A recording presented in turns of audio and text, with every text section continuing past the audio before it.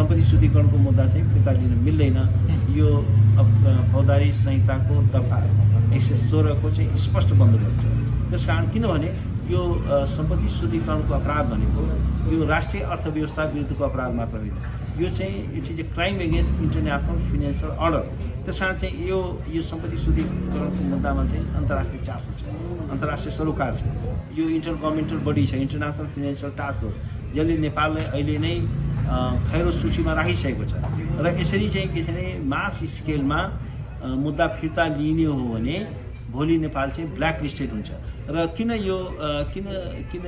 उनीहरूको रेकमेन्डेसन 12 मा के भनिएको छ भने पेप भन्छ, PEP भनेको चाहिँ पोलिटिकली एक्सपोज पर्सन, अर्थात् जो राजनीतिक रूपमा शक्तिशाली व्यक्तिहरू छन्, इन्फ्लुएन्सियल व्यक्तिहरू छन्, ती इन्फ्लुएन्सियल व्यक्तिहरू, शक्तिशाली व्यक्तिहरूको राजनीतिक एउटा प्रभावको कारणले उनीहरूको विरुद्धमा चाहिँ सम्पत्ति शुद्धिकरण मुद्दाको चाहिँ अनुसन्धानै नहुने, उनीहरूको विरुद्धमा सम्पत्ति शुद्धिकरणको मुद्दाको अभियोजनै नहुने, यो जुन खालको प्रवृत्ति छ, त्यसले गर्दाखेरि यसले गम्भीर रूपमा दण्डहीनता बढ्यो र यसले एउटा अन्तर्राष्ट्रिय अर्थव्यवस्थालाई पनि एउटा चाहिँ के छ असर गर्ने भयो।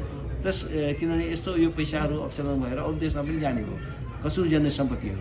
त्यसकारण चाहिँ के छ भने यो कुरामा चाहिँ नेपालमा अन्तर्राष्ट्रिय चासो छ।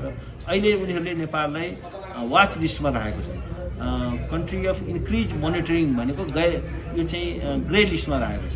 अब ग्रे लिस्टमा राखेको छ, अब भोलि चाहिँ नेपाललाई ब्ल्याक लिस्टेड हुनसक्छ। किनभने यस किसिमको अभियोजन नगर्ने र भइसकेको अभियोजन पनि फिर्ता लिने हुन थाल्यो, खास गरेर राजनीतिक रूपमा शक्तिशाली व्यक्तिहरूको भने नेपाल चाहिँ ब्ल्याक लिस्टेड हुन्छ। ब्ल्याक लिस्टेड भनेको चाहिँ के हुन्छ भने ब्ल्याक लिस्टेड कन्ट्री भनेको हाई रिस्क कन्ट्री भनिन्छ। हाई रिस्क कन्ट्रीमा के हुन्छ भने कुनै पनि विदेशी लगानीकर्ताहरू चाहिँ आउँदैन। हाई रिस्क कन्ट्रीमा के हुन्छ भने विदेशी सहायता पनि आउँदैन। हाई रिस्क कन्ट्रीको चाहिँ अन्तर्राष्ट्रिय व्यापार पनि रोकिन्छ, किनभने यो एलसीहरू खोल्न सक्दैन, किनभने नेपालको ब्याङ्किङ सिस्टमलाई बाहिरकोले भएर जान्छ, कस्ट पनि बढ्छ, टाइमिङ पनि बढ्छ। भनेपछि चाहिँ के छ भने नेपालको अर्थव्यवस्था चाहिँ असफल हुन्छ, नेपाल चाहिँ फेल स्टेट हुन्छ। निर्दोष साबित भयो भने त्यो हुन्छ। त्यसो निर्दोष साबित भएको भने होइन, यदि मुद्दाहरू चाहिँ फिर्ता लियो रावी लामिछानेको मात्रै भनिरह्यो भने त्यहाँ जस्तो दर्जनौँ व्यक्तिको मुद्दा छ र यस्तै प्रकृतिका अरू व्यक्तिहरूको यदि चाहिँ के छ भने मुद्दा फिर्ता लिने ट्रेन्ड देखियो भने के हुन्छ भने नेपाल एउटा अपराधीले राज्य गरेको जस्तो मुलुक हुन्छ।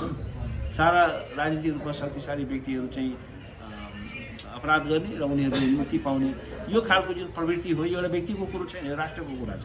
एउटा व्यक्तिलाई या व्यक्तिको समूहलाई चाहिँ के छ फाइदा पुर्याउनलाई, उनीहरूलाई चाहिँ के छ उन्मुक्ति दिनको लागि